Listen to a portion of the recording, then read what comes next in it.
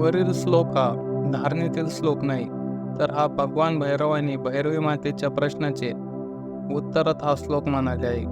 यात भगवान निराकार व साकार स्वरूपाचे वर्णन करतात. कारण सामान्य माणूस त्या साकार स्वरूपाला सत्य मानून त्या निराकार स्वरूपाचे त्याला ध्यान नसल्यामुळे त्याचे उपेक्षा करतो. शिव म्हणतात, या सृष्टीत जे काही साकार रूपात आपल्या डोळ्यांनी दिसतं हे सर्व अस्थिर आणि विनाशी आहे. हे कधीच सदा सर्वदा असंच राहत नाही, पण अज्ञानी त्याला सत्य समजून त्याचीच पूजा अर्चना करत असतात आणि असं समजतात की हेच आपल्याला सुख आणि आनंद देऊ शकल. याच्याशिवाय अशी कोणतीच वस्तू नाही जी आपल्याला आनंद देईल. याच मिथ्यामध्ये ते आपलं सारं जीवन व्यतीत करतात आणि त्यांच्या हातात शेवट असं काहीच राहत नाही. याच गोष्टीमुळं ते संसार चक्रात परत परत फिरत राहतात आणि जन्म आणि मृत्यूच्या फेऱ्या मारतात. ते वेगवेगळ्या कर्मकांडाला एकरूप होऊन जातात.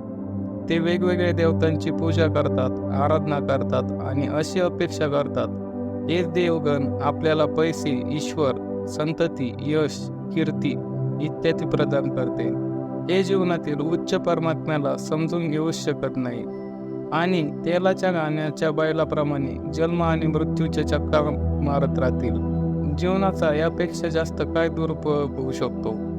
ज्याला कोणत्या उपयोगी वस्तूचे ज्ञान नाही तोच अनुपयोगी वस्तूची मागणी करतो.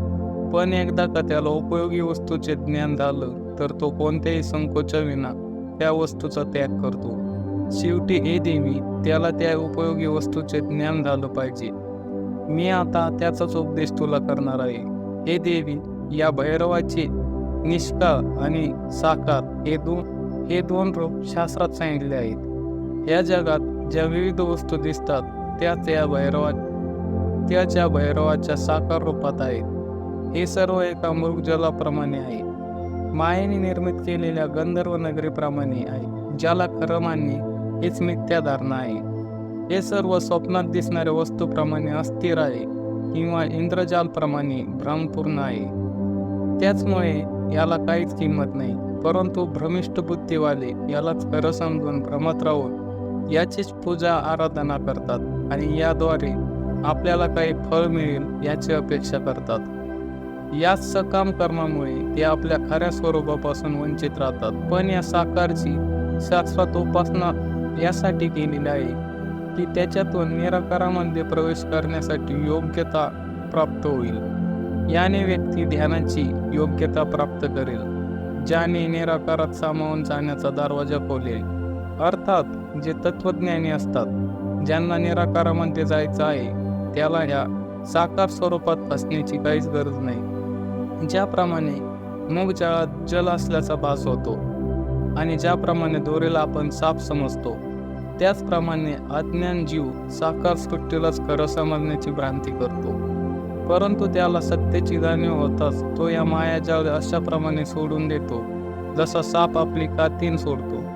निराकार मिळाल्यावर पण साकारचा त्याग नाही सोडला तर ते साकारच बंधन बनते. अशा त्यागाशिवाय मुक्ती होत नाही.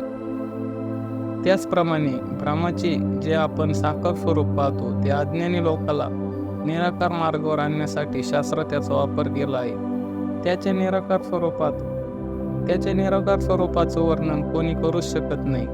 तो फक्त बोधद्वारेच आणू शकतो. तो केवळ अनुभवातूनच मिळू शकतो.